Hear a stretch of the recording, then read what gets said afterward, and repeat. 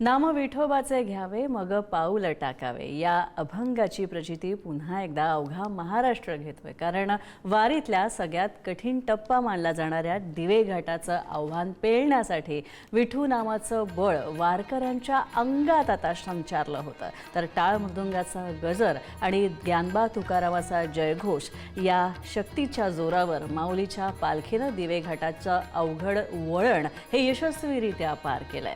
डोळ्यांचं पारणं फेडणाऱ्या या अभूतपूर्व सोहळ्याचा थेट आढावा घेतलाय आमचे पुढारी न्यूजचे प्रतिनिधी निलेश जगताप यांनी।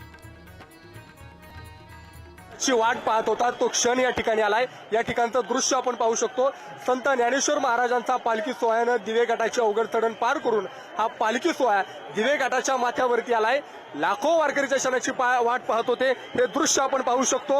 अनेक मानाच्या बैलजोडीसोबत अनेक बैलजोडी या ठिकाणी दिवे घाटाची अवघड चढण पार करण्यासाठी या ठिकाणी रथाला जोडण्यात आलेले आहेत। हे दृश्य आपण पाहू शकतो। ज्ञानबा तुकारामचा गजर या ठिकाणी चालू आहे। एक सूर एक ताल फक्त ज्ञानबा तुकाराम हाच गजर या ठिकाणी ऐकू येतोय।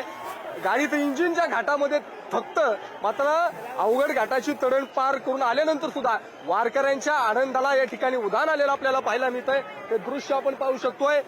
संत ज्ञानेश्वर महाराजांच्या पालखी सोहळ्यानं दिवे घाटाची अवघड चढण या ठिकाणी पार केल्याचं हे दृश्य या ठिकाणी घाटाच्या माथ्यावरती हा पालखी सोहळा आलाय। संत सोपान काकांच्या सासवड नगरीमध्ये आज हा पालखी सोहळा मुक्कामासाठी दाखल होणार आहे। तर जगद्गुरु संत तुकाराम महाराजांचा पालखी सोहळा आज लोणी कायबोर या ठिकाणी मुक्कामी गेल्याचं आज दृश्य आहे। ही दृश्य आपण पाहू शकतोय।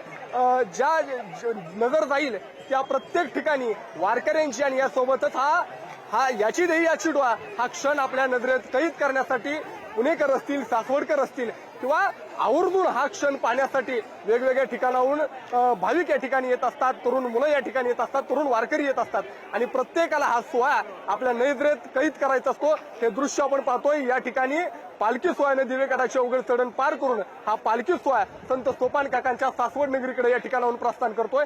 दरवर्षीपेक्षा यावर्षी पालखी सोहळा दिवे घाटाची चढण पार करण्यासाठी दरवर्षीपेक्षा जास्त वेळ लागला।